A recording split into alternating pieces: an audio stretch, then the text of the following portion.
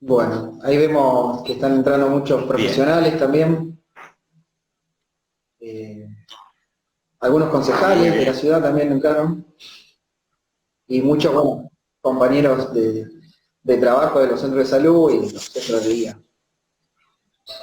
También vemos gente del Foro Nacional y Provincial. Tenemos lindo público, vamos a ver qué pasa. Bueno, Sí, yo no tengo ¿te parece problema, si cuando vos vamos digas. arrancando? Perfecto, ¿querés que te Bueno, presente pero también formalmente? presentate vos, porque vos tenés tu importancia. Bueno, no, después de presentarte a vos, yo Está digo, bien, está bien. y pasamos ahora. Bueno, eh,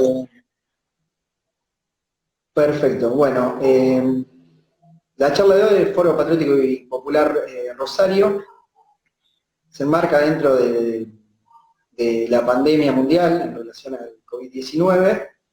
Y para la presentación de hoy quisimos hacer una especie de conversatorio, vamos a ver qué sale,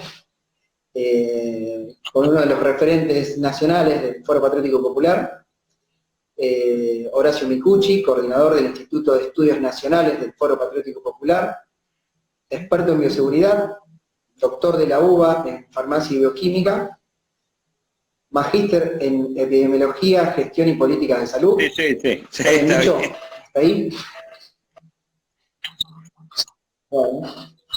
Y yo soy Ariel Charras, médico de atención primaria en la salud, de egresado de la Facultad de la UNR, de la Facultad de Ciencias Médicas. Trabajo actualmente en Villa Gobernador Galvez, tanto en APS como en la Secretaría de Salud, en el equipo matricial de abordaje problemático de consumo de sustancias. Y actualmente en la pandemia soy parte de la coordinación general del equipo médico de COVID leve en los centros municipales para el abordaje de los pacientes en el caso de que se necesite ese dispositivo. Parte también del Foro Patriótico Popular, donde nos conocemos con Horacio en relación a la actividad del Foro Nacional. Bueno, Horacio, nos han tirado un temita Sí, para compartir, eh, que bueno, tiene sus implicancias tanto en el desarrollo como un virus en sí y también en relación al desarrollo con las políticas con las políticas internacionales en relación al abordaje, las diferentes recetas en relación a cómo se abordó la pandemia y cómo se está abordando, los diferentes ejemplos en relación a países de primer mundo que han priorizado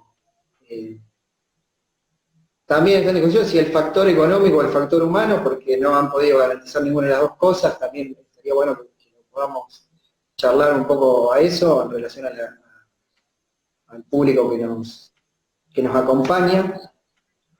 Eh, Está para desarrollar también, bueno, cómo es el abordaje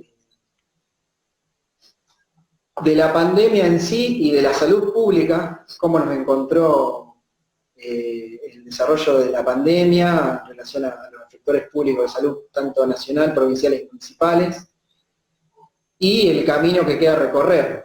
Vamos a ver y hasta si dónde no llegamos podemos con seguir los tiempos, conversando otro pero día, más si o no, menos. porque Y da si no, para mucho la pandemia.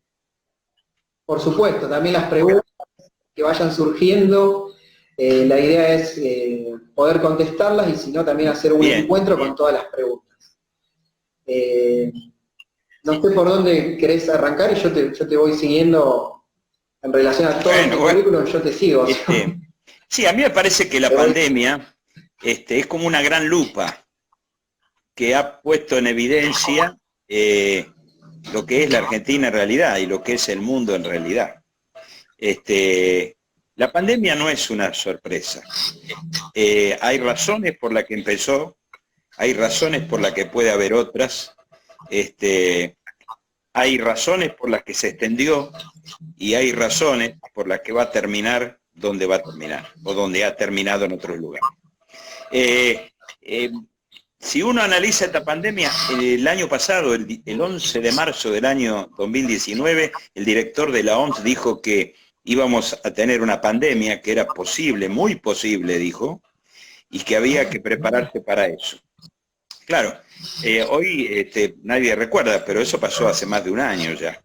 Y en realidad hace muchos años que desde la epidemiología se viene diciendo que esto es posible, porque hay causas sociales que hacían posible esta pandemia. Por ejemplo, si uno va a analizar el Lejano Oriente, en el Lejano Oriente hay mucha posibilidad de una pandemia que todos esperábamos en gripe aviar, porque hay gente que vive entre chanchos y gallinas y que se contagian virus de animales, de aves silvestres.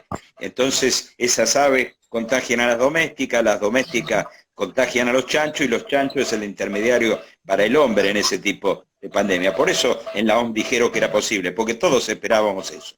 Todos esperábamos eso y pensamos que es posible a futuro eso. Pasó otra cosa, pasó que también en la zona del interior, que no es lo mismo que la costa de China, donde se produce la presencia en los bordes de las ciudades de gente sin trabajo, que migra para entrar a las ciudades en peores condiciones, se puede producir esta mezcla, como se produjo en el ébola en África, donde se penetró en zonas de boscosas, y hay una revista científica inglesa de prestigio que encontró al paciente cero del ébola, que en diciembre del 2003 era un niño de la zona de Guinea, que según dice el mismo artículo, una revista científica de arbitraje, es decir, de rigor, dice que hay tres posibilidades: o que se comió una fruta que rasguñó o que mordió antes un mono que tiene ese virus, o el murciélago que lo porta, o fue rasguñado por alguno de esos animales, o se comió uno de esos animales, porque a esas zonas marginales van los más pobres, y resulta que el murciélago es del tamaño de un pollito. Entonces es posible que se lo hayan comido. Así que hay condiciones sociales para el origen, no hay ninguna sorpresa.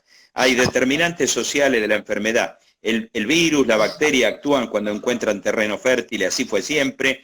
Ese origen que dijimos del ave silvestre y del ave de corral y el chancho fue lo que originó en Kansas en el año 2018 los primeros síntomas de aquella gripe que se llamó española. Los soldados norteamericanos la llevaron a Europa y de allí se extendió, y es española porque los únicos que hicieron estadísticas son los españoles, pero se llevó varios millones antes de llegar a eso que andan proponiendo, que es la inmunidad de rebaño, que no se alcanza en una vuelta. La gripe española hizo 3 picos, y recién allí, después de unos 20, creo que más, de millones de muertos, recién se produce el efecto de rebaño del 60-70% de contagiados. Eso se difundió en este mundo tan hipercomunicado, por lo cual nosotros tenemos salidas del país en turismo de 10.000 millones de dólares al año, cuando no tenemos esos 10.000 millones para satisfacer las necesidades de los más pobres, de los más débiles, de los ancianos, etcétera. Y esa comunicación termina al final en los lugares donde se había provocado los sistemas de salud destrozados por los ajustes, los sistemas jubilatorios destrozados por los ajustes, los hogares de ancianos que son verdaderos depósitos, que debe ser de los peores lugares que yo visité siendo bioquímico, donde quedan personas que parece, yo siempre me sale la frase, es que hay gente que parece que se olvidó de morir cuando está ahí adentro. Y entonces eso es el sistema que encuentra este virus y se extiende.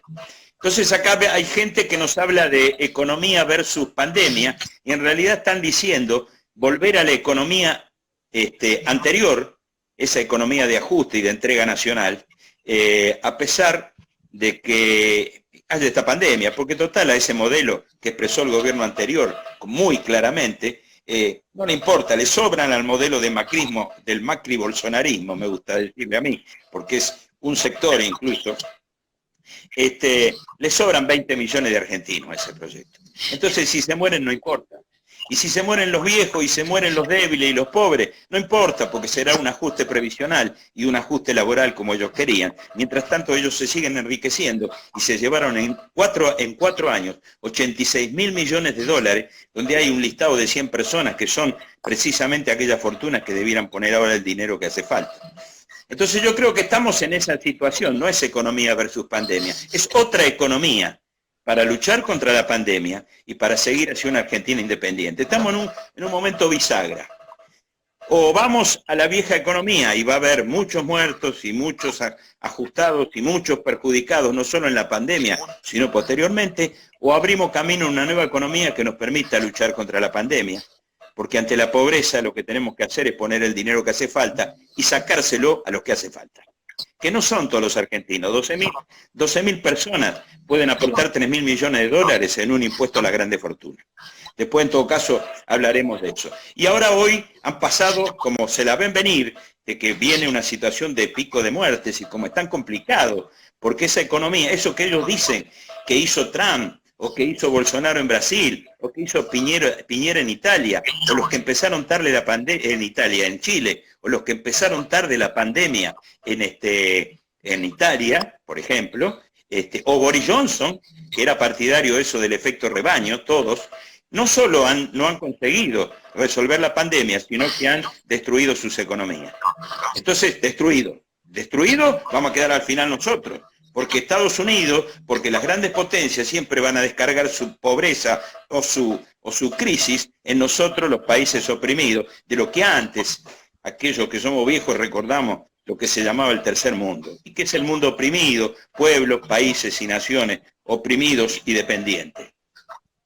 Entonces nosotros peleamos por otra economía. Yo hoy estaba mirando unos datos, porque hay que bajar la pelota al piso y hablar de la realidad, cuando algunos ahora encontraron que la cosa es libertad contra salud. Y yo pregunto, ¿qué libertad tiene alguna de estas cifras que muestra? La Villa Itatí, que está al lado de la conocida hoy Villa Azul, que es casi lo mismo, tiene, según un censo de Vidal, de la gobernadora Vidal del 2018, tiene alrededor de 15.177 habitantes, decía ese censo. Todos saben que ese censo no fue real, que la Villa Itatí ya se habla de 20.000 y algunos dicen 40.000 habitantes en 30 o 40 manzanas. Yo simplemente calculando en el mapa lo que ubica como área, que es una superficie de 0,4 kilómetros cuadrados, más o menos, poniéndome en la más extensa, encuentro que si digo que la población de Itatí es de 15.177 habitantes, la densidad de habitantes por kilómetro cuadrado es 37.500. Si digo que son 20.000 habitantes, como están diciendo ahora las cifras oficiales, en 40 manzanas son 50.000 habitantes por kilómetro cuadrado. Y si son 40.000 habitantes, como dicen algunas cifras internacionales, estamos en 100.000 habitantes por kilómetro cuadrado. Para que se entienda lo que es esto, la capital federal tiene 14.000 habitantes por kilómetro cuadrado. El conurbano tiene alrededor de 2.700 promedio, pero Lanús, donde yo estoy ahora, tiene 500.000 de habitantes en 48 kilómetros cuadrados, es decir, 10.000 habitantes por kilómetro cuadrado. Acuérdense que dijimos de Itatí, o 37.500 o 100.000, pasando por 50.000, digamos el promedio. Lanús tiene 10.000 habitantes por kilómetro cuadrado, con un 50% de la población en pobreza según el INDEC. Y Ámsterdam tiene la misma densidad, con mucha más situación, con mucha mejor situación de vida y sanitaria, ¿no? Si yo voy a Buenos Aires, tengo 14.000 en la capital, pero tengo entre Villa 31 y 31 bis, en Retiro, tengo 85.000 habitantes por kilómetro cuadrado. Es decir, que si miro Itatí, que si miro la 31, que si miro el Bajo Flores, veo eso, y además si se estudia eso, como hay estudios hasta de la Universidad de Quilmes, veo pobreza, veo miseria, veo hacinamiento, veo las peores condiciones de vida. Y en ese lugar va el virus.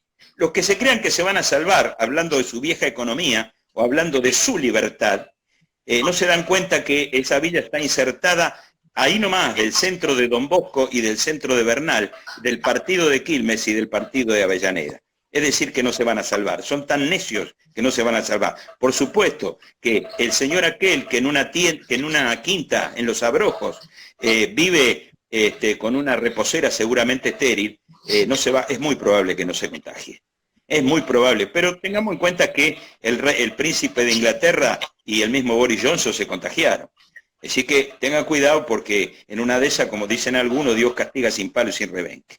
Lo cierto es que aquellos que defienden la economía contra la pandemia llevan a Brasil a lo que probablemente será, según dicen los organismos internacionales, la más profunda recesión de su historia, que han provocado en Estados Unidos las muertes sumadas en 3 meses que se produjeron en años, por ejemplo, en Corea, en Vietnam, en Afganistán y en Irán y en Irak. Todo eso junto se ha producido en 2 o 3 meses, cuando eso se había producido en décadas, en Estados Unidos. Y su economía va también camino a la recesión y hay una desocupación como no se ve desde los años 30 en Estados Unidos. Eso es lo que eligieron no luchar contra la pandemia, se muera quien se muera y caiga quien caiga, mientras no caiga la ganancia de sus bolsillos. Entonces esta es la situación real para los que hoy nos hablan de libertad. A mí me parece que sería interesante recordar que Atenas, en el siglo de oro, 5 siglos antes de Cristo, en la época del siglo de oro de la democracia ateniense, con el brillar de las ciencias y de las artes, en ese siglo donde estaba Pericles y el más grande brillar de la democracia ateniense que todos levantan, había democracia, pero en una Atenas de 200.000 habitantes, donde 100.000 eran esclavistas y los otros 100.000 eran esclavos. Es decir, que esa democracia no era para los 100.000. Así que si hablan de libertad, nosotros hablamos de libertad para todos. Si hablan de democracia, nosotros hablamos de democracia grande, de democracia para todos, porque aquel que no tiene de comer, que no tiene para ir a la escuela, que no tiene salud, porque además hay un hecho interesante, la Villa de Itatí en el centro tiene un lugar que se llama La Cava, que es como una hondonada inundable, y en ese lugar las condiciones sanitarias son todavía peores, esos son los más pobres de la misma Cava. Está en un estudio de la Universidad Nacional de Quilmes, o sea que estoy hablando de cifras oficiales. La cifra que di de las muertes en Estados Unidos, la dice el corresponsal de la BBC en Washington. La BBC no puede ser acusada de populista, de nacional y popular, no puede ser acusada de eso, y tampoco de izquierda. Así que estoy hablando de cifras de la BBC de Londres, con su corresponsal en Washington. Bueno, esto nos lleva a una situación que nosotros defendemos un aislamiento sanitario, pero con derechos, con más derechos que lo que había antes. Por lo tanto, esa Villa Itatí como ejemplo, lo mismo que el Retiro, lo mismo que las otras, necesitan dinero ya. Necesitamos que todo el mundo tenga el ingreso mínimo. Necesitamos que todo el mundo, para hacer la pandemia, para luchar contra la pandemia, para seguir la cuarentena, tenga un dinero en el bolsillo, tenga la comida que necesita cada día, tenga la atención sanitaria que necesita cada día, tenga la mejora en sus viviendas, en el camino de seguir con esa economía. Y para eso hace falta plata y a alguien hay que sacársela. Yo quiero dar un ejemplo de lo que son el impuesto a las grandes fortunas. Allí está Techin. Techin es responsable de lo que pasó en Italia, porque el grupo Techin fue el principal influenciador para que en Bérgamo no se hiciera cuarentena porque perjudicaba sus intereses. Techin tiene, dicen, 9.700 millones de dólares de patrimonio. Sacarle el 1% a Techin significa sacarle 100 millones de dólares. Yo dudo que Techin se dé cuenta que en lugar de tener 9.700 millones de dólares, tiene 9.600. Y para tocar otro, Alejandro Roemers, el dueño del laboratorio Roemers de medicamentos, firmó una carta con Macri, una carta latinoamericana, donde firman gente como Kachanowski, el economista de acá, donde firma Vargas Llosa, donde firma lo más granado de los defensores de este modelo que ellos defienden en el plano internacional. Esa carta la firma Alejandro Roemer. Alejandro Roemer tiene 1.790 millones de dólares de patrimonio. Alejandro Roemer se gastó hace 2 años en su fiesta de 60 años y salió en todos los diarios y en todas las revistas, y fue oficial, 6 millones de dólares, donde se llevó en avión gratis 600 personas, en que estaba el señor Ratazzi, defensor de ese modelo y y representante de Fiat en la Argentina, hicieron una festichola de 3 días, o sea, 3 fiestas continuadas con espectáculos. El último de cierre fue con Ricky Martin, visitando los lugares más importantes, con esas 600 personas, todo gratis, y ese cumpleaños salió $6 millones. El 1% de la fortuna de Alejandro Roemer son 3 festicholas de esas, que según dicen estas revistas dedicadas a estos temas, es una costumbre de él. Así que supongo que ni se dará cuenta si le sacamos $18 millones a sus 1.790 millones de dólares de patrimonio personal. Y yo creo que hay que ir ahí.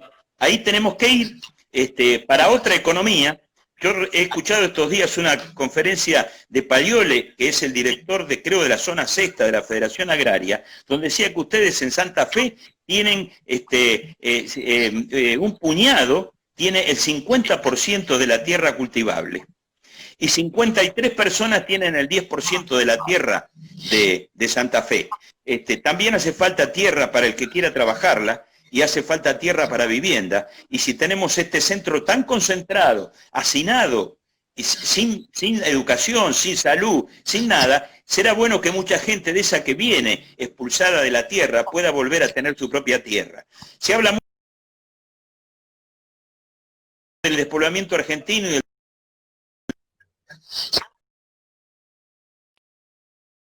esa Patagonia, tan deshabitada. Tendremos que darle la tierra a campesinos que sean dueños de esa propiedad, y me parece a mí que ese campesino dirá el día que ocupa en el territorio nacional: esta es mi casa, esta es mi tierra y la defiendo con la vida. Entonces también es un problema de defensa nacional, con qué política abordamos. Es decir, hace falta una política para luchar contra la pandemia y seguir hacia la independencia nacional. Y va a ser hasta el tipo de defensa nacional que hacemos. Todo esto que luchan contra la pandemia me hacen acordar a mí a los años 82, donde había gente que preparaba la posguerra cuando se estaba librando el combate de Malvinas. Es decir, trabajaban para la derrota. Y esta gente trabaja para la derrota y para el triunfo de sus bolsillos personales. Y me parece que esto es el punto inicial que nos vincula a un montón de problemas. El primero es que crece la pandemia entre nosotros por la inmensa pobreza que ha demostrado, no provocado la pandemia, ha demostrado que existe y que hay que abordar de una vez por todas para que Argentina sea una Argentina independiente con democracia grande. Esto para empezar. Yo creo que vos tenés mucho que hablar de lo que conocés de tu territorio, que es un punto importante. Bueno, yo puedo aportar en relación a lo que vos dijiste, porque se une todo. Acá lo que tiene la ciudad de Villa Gobernador Galvez es que exportadoras tenemos grandes, exportadoras como Cargill, compartimos gran extensión de puerto, es una ciudad principalmente obrera en relación al crecimiento del ferrocarril y puerto en un determinado momento, frigorífica, tenemos frigoríficos muy grandes como el Swift, nacionales como Paladini, automotrices, estamos cerquita de GM, una gran parte de la población que se dedica a la pesca, y a la vez tenemos todo eso, y entre un 60 y un 65% de la población es obrera y pobre. Esto es muy gráfico, sería en relación a la importancia de estos polos empresariales que hay acá en la zona, con gráficos con lugares muy gráficos como el barrio Rivera, que queda entre dos frigoríficos, el Swift y Paladini. Nosotros siempre decimos, el día que se le ocurra generar un paredón más para extenderse, ¿qué va a pasar con la población de ahí? Entendemos que lo vamos a defender a capa y espada, pero bueno, en esos arrebatos que tienen, así como querer defender sus intereses por encima de los trabajadores que están adentro de cada uno de esos lugares, un interés económico, que es el que vos decías, pero a la vez no entender que la producción de esas empresas no se hace en base a la especulación, sino en base a los laburantes que ponen el lomo ahí adentro, es un poco lo que nosotros defendemos a cada una de esas familias. Acá la situación de la pandemia se da en ese marco que vos decís, y es muy gráfico. Una parte de las causas que nosotros decimos, es el tema habitacional. Y el tema habitacional nosotros lo conocemos porque estalla en el 2012 acá con casi 7.000 personas que ocupan 14 tomas de tierra. ¿Mm? La mayoría de población de Villa Gobernador Galvez, como demostramos con los chicos de la Universidad de Trabajo Social y Ciencias Políticas, donde el 75% de la población era oriunda de Villa Gobernador Galvez, pero se daba una particularidad que no nacían acá porque no hay maternidad acá, entonces todo el mundo nace en Rosario, por lo tanto, hace casi 18 años que no nace nadie acá en Galvez. Ese crecimiento de esos nuevos barrios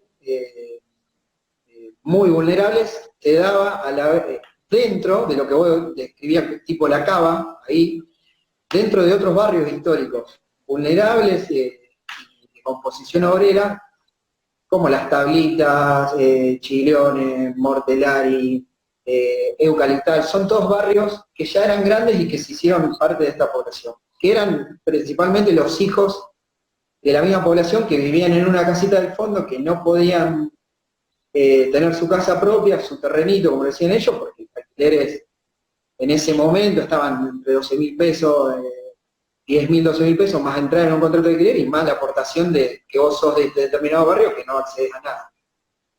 Eso ya no tenía una respuesta en el 2012. Sobre la base de diferentes luchas se consiguió que se los reconozca, por lo menos territorialmente, y no desalojarlo. A la vez no hay título de propiedad, por lo tanto tampoco hay un reconocimiento de barrio con servicio, sino que la gente, con mucha audacia, agarró un caño, lo llevó hasta donde lo tenía que llevar. Eso también, lo mismo lo de que no fueron abordados, o fueron abordados por los centros de salud barriales, que nosotros acá tenemos 9 centros municipales y 5 provinciales, para 120.000 habitantes, pero bueno, no fueron desarrollándose nuevos lugares. En ese marco nosotros tenemos gente que tiene una casita de material en esos barrios, que por el mismo crecimiento demográfico a 2 casas hay una casa de chapa, hay una casa que encontramos casa de madera, pero no de palet, sino de madera de espalar, sería de palaje, y personas que viven en viviendas con bolsa, con puertas de bolsa, sería. Por lo tanto, también estamos en discusión en relación a, bueno, el abordaje de los casos sospechosos, en relación a volverse al domicilio o no, qué es un hábitat. Esta definición del 2010 que tiene el censo 2010, que reconoce como hábitat esas condiciones, sobre la base de esos hábitats, para no decir que una gran parte de la población no tiene casa, se suma esta nueva pandemia. Nosotros desde el inicio de la pandemia, en los lugares municipales, los 4 centros de día que tenemos municipales, donde se le da la merienda y el desayuno a los chicos, empezamos con casi 400 raciones diarias y hoy tenemos 3.500 por semana. Inicio de pandemia, 400. Ahora tenemos 3.500. Se han repartido casi 18.000 raciones. Es un número que que refleja que esa realidad existe, pero que no lo había contado nadie. Nos parece muy necesario decir esto en relación a que el virus se suma a esta causa y es parte del espejo que hoy muestra la realidad que viven muchísimos argentinos, acá principalmente en Gobernador Galvez, muchísimos compañeros, vecinos, y que bueno, que muestra un poco la desigualdad en relación a esto de cómo sostiene una pandemia un barrios muy carenciados que le están haciendo frente en una condición completamente desiguales, pero nos encontramos con aspectos muy importantes en relación a esto, que son laburantes que le dan de comer a laburantes. Se han abierto muchísimos comedores barriales con la característica esta, que es gente que tiene una salsa y se la reparte al vecino, se organizan comedores. Entendemos que, bueno, que esos lugares se tienen que fortalecer. Me parece que también muchas de las definiciones del gobierno provincial, lo digo así, en emperrarse, en no querer abrir comedores, tiene que ver con la posibilidad que vos tenés de generar unión entre la gente, entre los vecinos, que eso es un poco lo que tienen miedo y lo que no quieren abrir el brazo.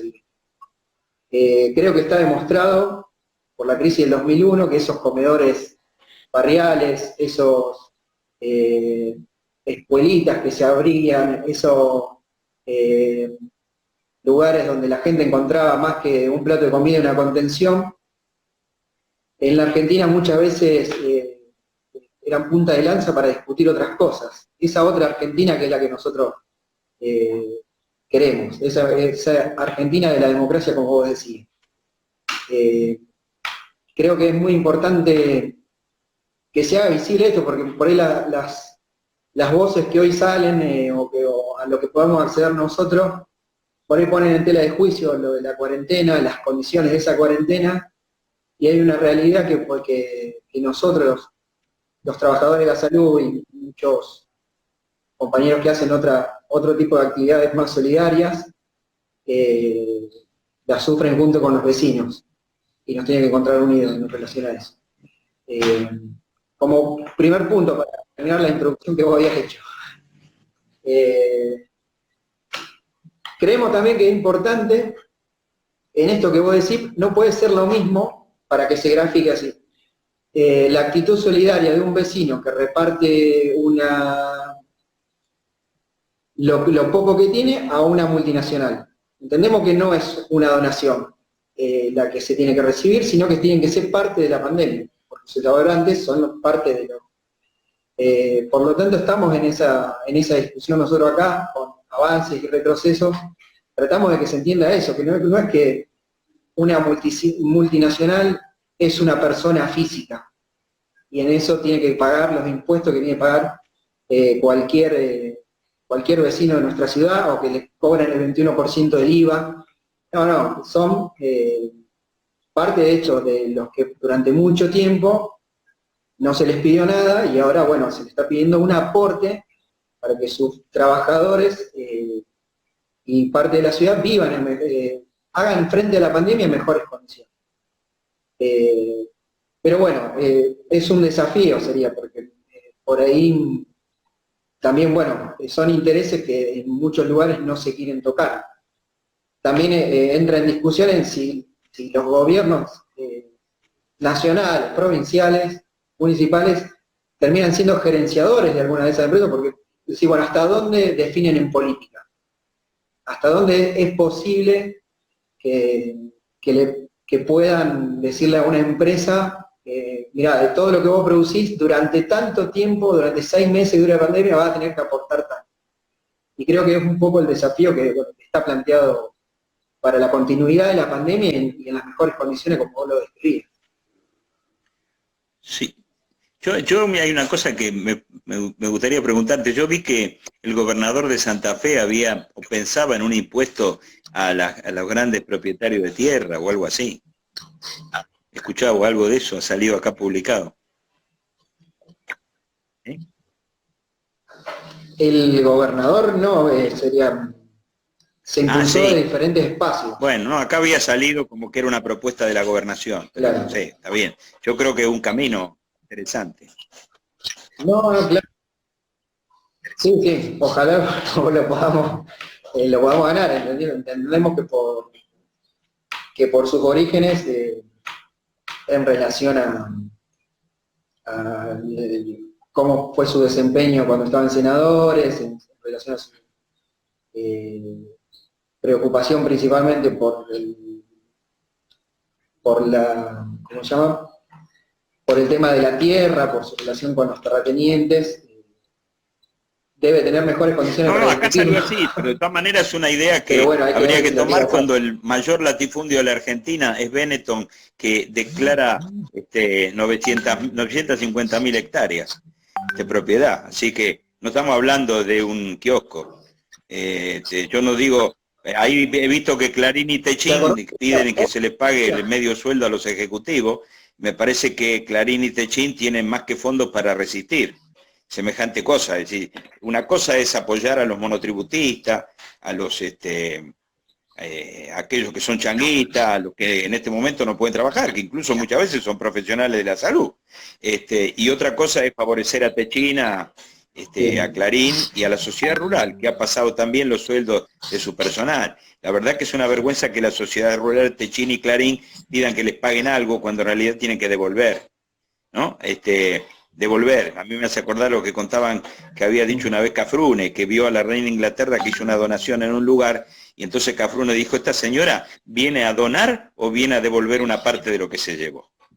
Entonces me parece que eso hay que tenerlo en cuenta en gente como Techín, por ejemplo, y sus voceros, y todos los que pagan los medios para que hablen contra la pandemia a favor de una supuesta economía anterior, o hablen contra la pandemia a favor de una supuesta libertad abstracta de unos pocos, y que algunos se dejan engañar porque ni siquiera están ellos incluidos en los negocios. Me parece a mí. Bien. Ahí me aportan que fue Mercedes Meyer y Carlos del Frade los que propusieron el punto me en parece que es relación a una de las tantas cosas. Yo creo que nos encontramos, para hacerlo rápido y pasar a ver si alguno tiene alguna opinión, alguna pregunta u opinión. Creo que el mundo sigue siendo un mundo donde un puñado de países se disputan a países como el nuestro. Sigue un mundo donde Argentina fue rapiñada por distintas potencias y seguirá, si no cambia, en ese camino. Y estamos en un mundo que cada vez va a enfrentarse más profundamente hacia una guerra. Yo creo que lo que dice Bergoglio, el Papa Francisco, es cierto. Es una tercera guerra mundial, es por etapas, pero va camino a eso. China da muestras de enfrentamiento, que ya incluye como hipótesis de conflicto la guerra con Estados Unidos. Se plantea disputar la moneda. Inglaterra, con Boris Johnson, intenta traer los insumos esenciales a su país para no depender. Y el otro día escuché a Fontevecchia, el periodista, reporteando a un economista israelí, que cuando él le dijo, bueno, ¿cómo va a ser el nuevo mundo? No nos vamos a besar y abrazar más. Le dijo, no, mire, el nuevo mundo va a ser así. Sacó un celular y lo mostró y dijo, vete celular, tiene 160 partes. 159 la dominábamos nosotros, y la 160 la traíamos de China. Con lo de China no pudimos traerla. Quiere decir que en el nuevo mundo nosotros vamos a producir también la 160. Es decir, cada uno de los países estos se encierra en su territorio y busca asegurarse sus fuentes. Estados Unidos analizó su defensa nacional diciendo que hay 300 vulnerabilidades en su defensa, y una de ellas la provisión de tierras raras. Y ocurre que las tierras raras tienen peso en la economía mundial en China, y ocurre que nosotros tenemos tierras raras en alguna de nuestras provincias. Así que si no nos mantenemos independientes de toda dominación extranjera, vamos a ser rapiñados. Yo diría que estamos como en el 30, una gran crisis que no provocó la pandemia, sino que la aceleró, porque ya el FMI la había anunciado que era comparable a la del 30. Estamos como en la crisis del 30 y vamos a un mundo que va a la guerra del 39, la Segunda Guerra Mundial. Estos 9 años podemos transitarlo por el camino de la década infame, que fue contra el pueblo y con la entrega nacional, como fue, por ejemplo, el pacto Roca-Ranciman en el año 1932, que uno de los que fue por la Argentina, diría que no fue por la Argentina, dijo que Argentina había conseguido ser una perla más de la corona del Imperio Británico con ese acuerdo.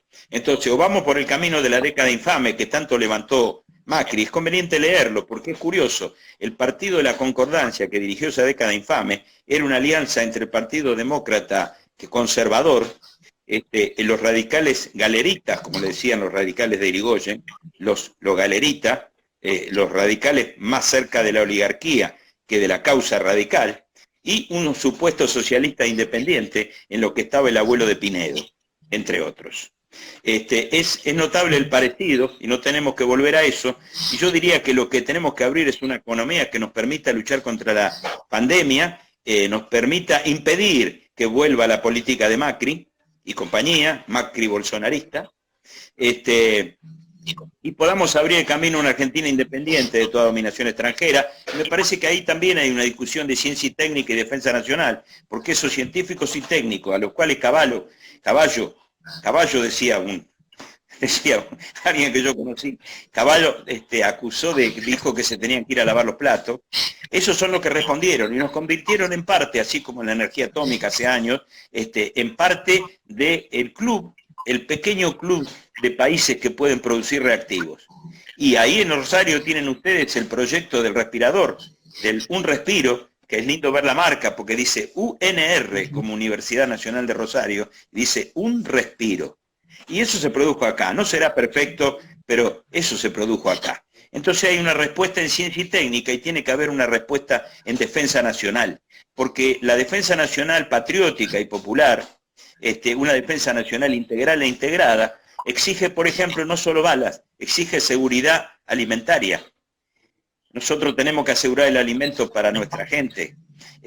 Y nosotros tenemos que tener seguridad sanitaria, porque ¿qué se ha descubierto con esta pandemia? Que hasta el barbijo es parte de la defensa nacional. Se han pirateado en los aeropuertos los respiradores, los barbijos y todos los materiales sanitarios. La empresa 3M de Estados Unidos depende ya del gobierno de Estados Unidos. Las empresas que venden respiradores no pueden venderlos porque el Estados Unidos prohíbe que se saquen del país. Es material de uso dual, civil y militar, y entonces tenemos que aprender nosotros que así como hacen ellos, si nosotros nos abrimos, como decía Macri, lo único que vamos a conseguir es que nos rapiñen. Tenemos que ser independientes y eso nos obliga a un tipo de defensa nacional distinta. Creo que esto es para seguirlo en otras discusiones, pero me parece que podríamos empezar con las preguntas. Perfecto. Acá aparece una pregunta que dice, queda claro que los que se llenan los bolsillos tienen que pagar millones, pero pide un ejemplo práctico de cómo nos beneficiaríamos en la lucha contra la pandemia. Si ahora van a Itatí Azul y el barrio Azul, de la Villa Azul, hay que llenar de comida, de gas, de agua, de todo lo necesario a esa población en 24 horas, no en 15 días.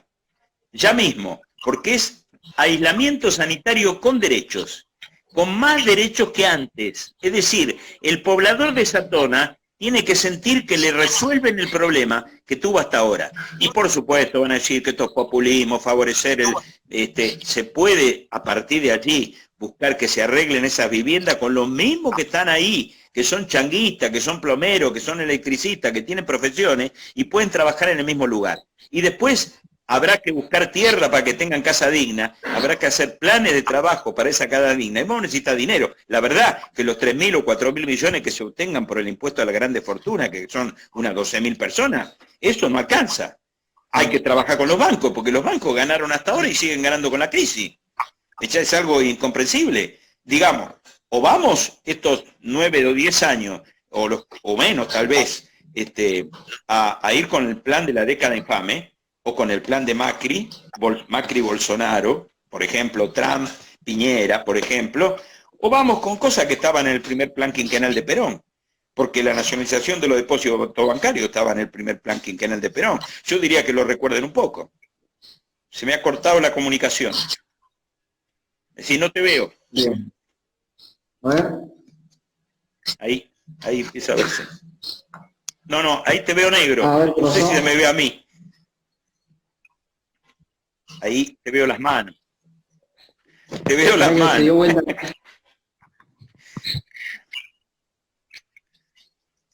A ver.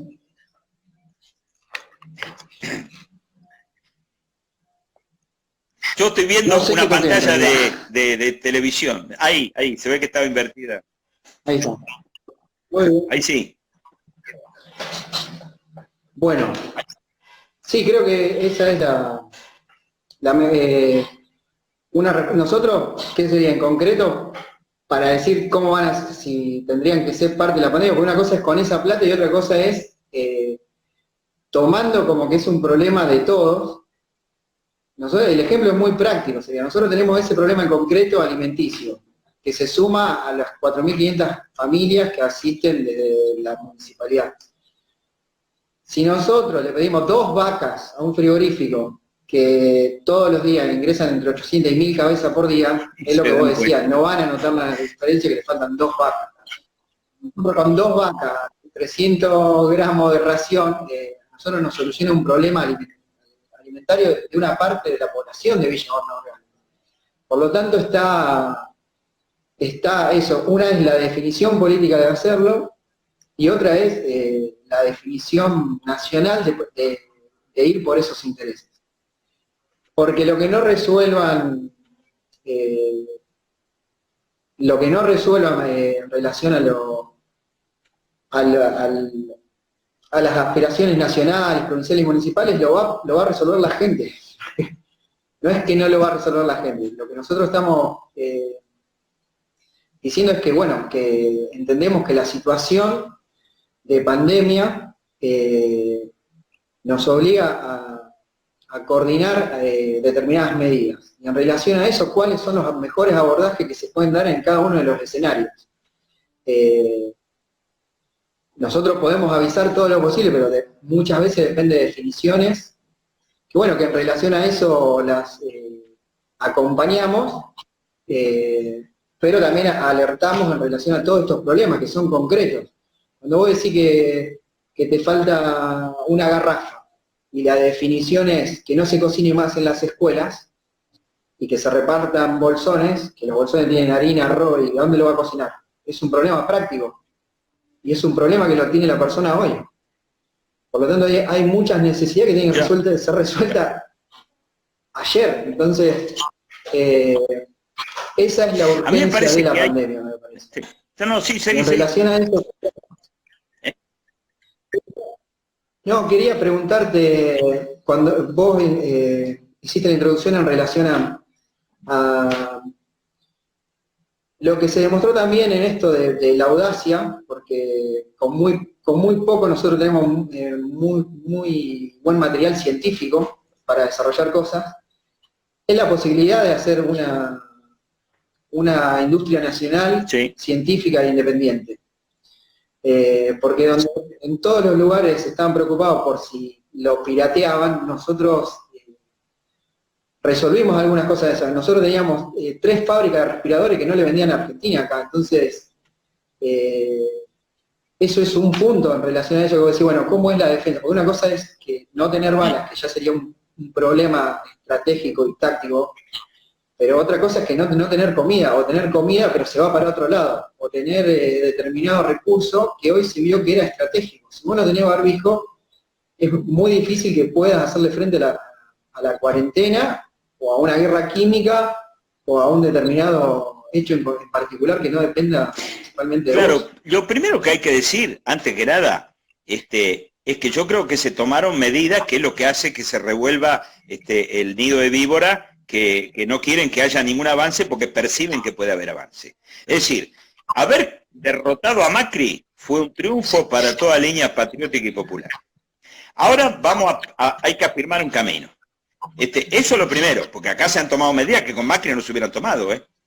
Convengamos que esto es parte de la derrota de Macri, porque ese sector no solo quiere volver a eso, sino que se ha quedado aislado dentro de su mismo grupo. Eso hay que hacerlo ver y eso es parte de la derrota que ha sufrido. Ahora, es necesario avanzar. Esta es una segunda cuestión. Yo quiero rescatar que fue justo derrotar a Macri, que no es lo mismo que estuviera o no estuviera. Esto se va a ver en el futuro también. Ahora, para que esto cambie, hace falta protagonismo del pueblo. Yo por eso creo que en los lugares, los comités de lucha contra la pandemia son un punto clave. Porque desde la organización de cada lugar se puede resolver esto. No es que pasivamente la gente de Itatí y de la 31 y 31 bis, o del Bajo Flores, o de todos los lugares, va a recibir y pasivamente en su casa, sino que tiene que organizarse desde esa gente. desde cada pueblo, desde cada lugar, son los que conocen las necesidades y tienen que imponer el camino. Entonces, no podemos perder plata en pagar una deuda externa que fue una estafa, pero no solamente hay que quedar eso, hay que sancionar a los que se llevaron los 86.000 millones de dólares y que tienen que devolver lo que tienen que devolver. Y sabemos los nombres porque están en el listado de la AFIP. Es decir, sabemos exactamente los nombres de quienes fueron y cuántos se llevaron. Así que ahí hay un hecho delictivo. Ya eso no es un impuesto de emergencia. A la grande fortuna es impuesto de emergencia, pero hay que resolver algún lugar para tener tierra, para resolver este problema de hacinamiento en capital y conurbano, que por eso es el foco que es. Entonces todo eso nos va haciendo avanzar. No va a cambiar solo y el mundo no va a cambiar solo. Por eso, ha sido un avance. Yo rescato haber derrotado a Macri y rescato muchas de las medidas que se han tomado que, seamos claros, Macri no las hubiera tomado. Ahora, nosotros tenemos que insistir en un camino más profundo de ese camino, de esos cambios pequeños. Ellos ya lo percibieron, del enemigo el consejo, y se revuelven como víbora porque se dan cuenta que se puede ir a otro lado. Entonces, atacaron con economía o pandemia y ahora están haciendo un escándalo constitucional. En la tarde de hoy estaban constitucionalistas viendo si se podía hacer algo. Y Sebrelli llamó esta tarde a la desobediencia civil. Y iban a hacer lo mismo con el Tigre el otro día, con la marcha de autos, porque no los dejaban caminar adentro de los country. Y fue un tremendo ridículo, pero lo quisieron hacer. O sea, no creamos que eso está terminado. Entonces se trata de impulsar ese camino. Pero como el tema es no equivocarse de enemigo, como ha ocurrido otras veces, yo fui parte de la lucha antigolpista y sin ser peronista, ni fui peronista ni soy peronista, creí que había que defender al gobierno constitucional de la señora de Perón contra ese golpe de Estado que pasó después lo que pasó. Muchos dijeron después que habían estado contra el golpe, pero yo que me acuerdo porque soy viejo, no estuvieron contra el golpe, se equivocaron de enemigo. Atacaron más al gobierno de la señora de Perón que al golpe que se venía. Entonces creo que en este momento hay que tener claro el enemigo.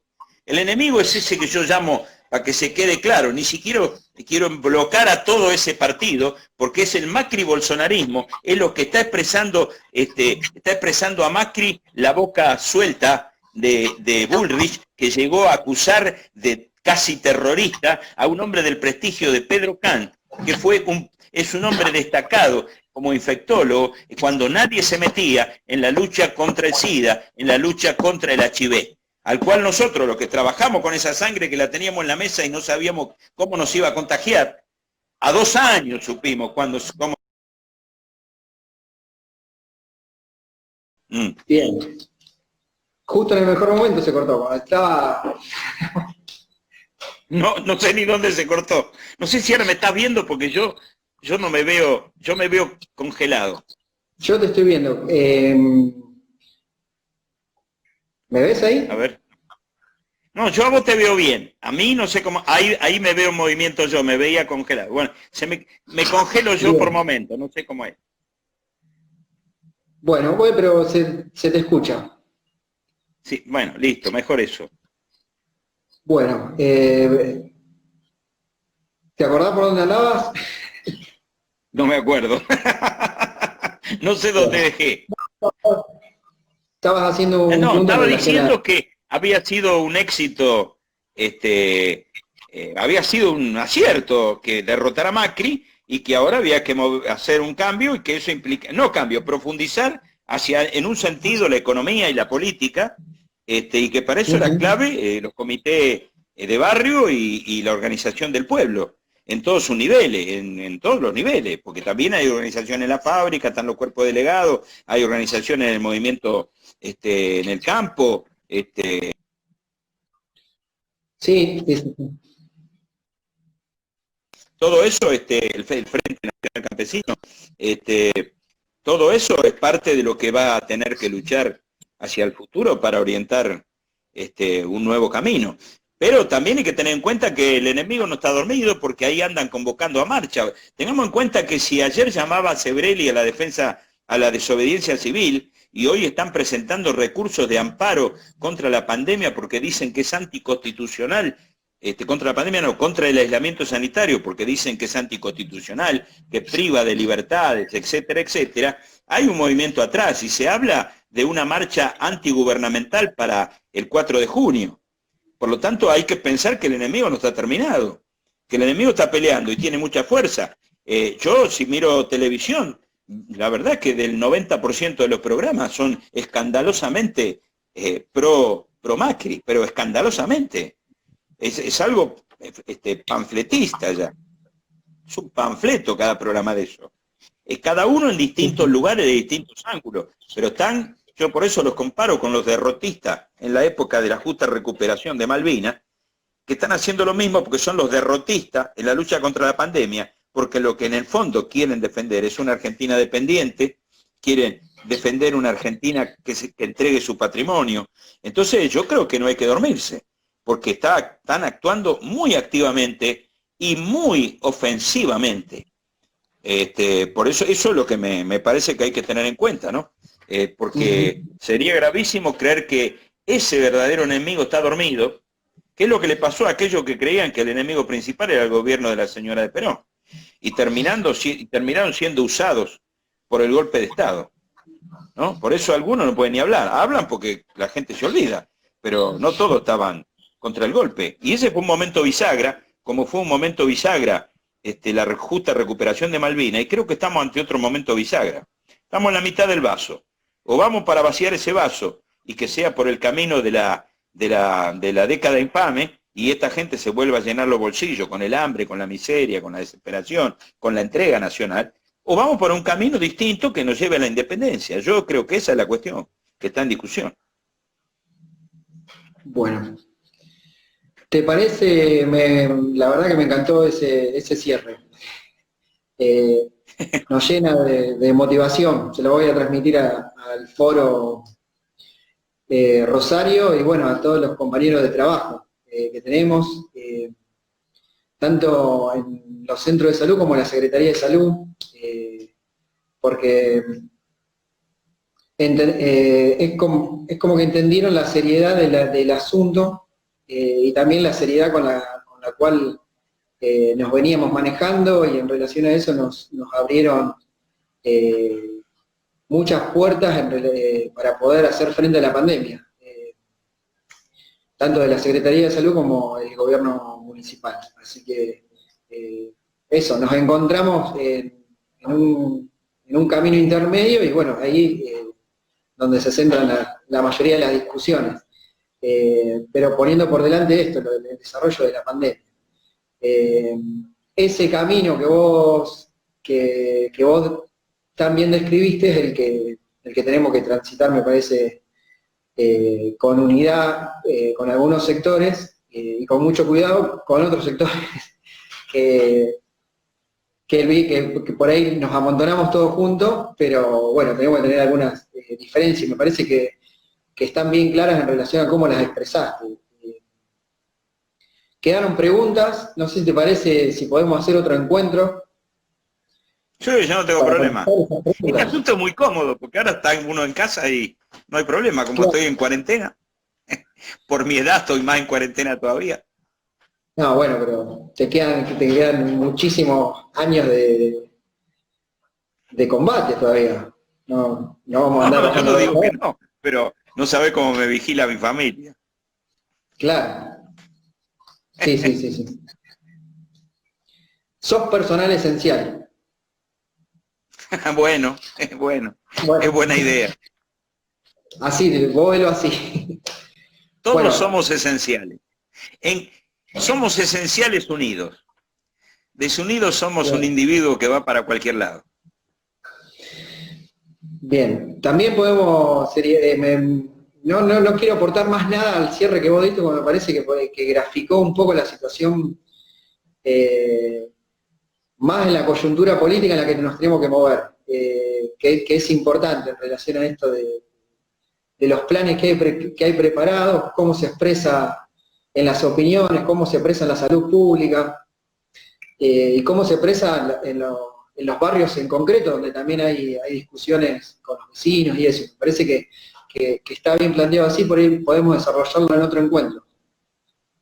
Sí, sí, estoy de acuerdo. Estoy de acuerdo en eso. Yo pienso que es como si vamos al 25 de mayo que celebramos en esta semana. Es como si tuviéramos las invasiones inglesas. De lo que avancemos en organización acá, será posible un 25 de mayo. Y si seguimos, podemos llegar a estudiar aquello que San Martín hizo en el Cuyo, en el Plumerillo, que fue el centro de producción industrial liviano y pesado, más importante de lo que es hoy el Cono Sur, y que tenía un sector sanitario y de logística de 1000 y pico de personas con un ejército de 4000, para entender cómo él veía lo sanitario y lo de logística, y para pensar también el tipo de defensa nacional. Excelente. Así que lo podemos ver en otra que ustedes digan. Bueno, sí, si vos querés, la semana que viene. Ahora lo charlamos con los chicos. Bueno, Horacio, te mando un abrazo grande a los compañeros del Foro Nacional y a los compañeros que te crucen estos días que también están dando pelea en cada uno de esos barrios que vos nombraste, para hacer más una cuarentena, como vos decís, pero con derechos, que es un poco lo que está en discusión de cómo es esa cuarentena en esos lugares donde la necesidad está a flor de piel. Así es. Bueno, nos vemos pronto. Un saludo a todos ustedes de acá. Estamos hermanados a la distancia, en la misma lucha. Un abrazo muy grande para todos ustedes.